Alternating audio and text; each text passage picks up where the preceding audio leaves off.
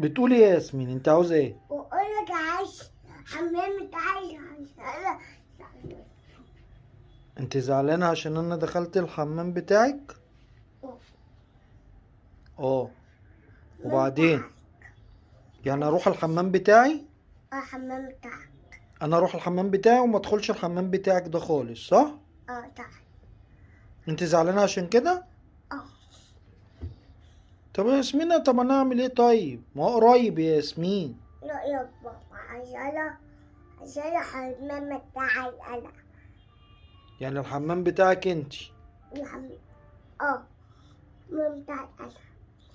قسمت انت الحمامات خلاص، هتاخدي انت الحمام الكبير وانا اخد الحمام الصغير، صح؟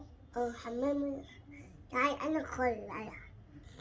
ماما بس خالص. انت الحمام بتاعك كبير يا ياسمين وانا الحمام بتاعي صغير. ماشي. ماشي ايه بقى؟ كده ينفع؟ عشان الحمام بتاعي أنا عشان تلك حلو. الحمام بتاعك حلو؟ بتاعي أنا. وبعدين؟ عشان عملت لبس في الأرض عشان أعرف اللي أنا بتابع عليها عشان أتلبس فيها اللي بتقول أفخ تاني عشان لله بكلمني يعني من العالم يجي عشان عم تعالى.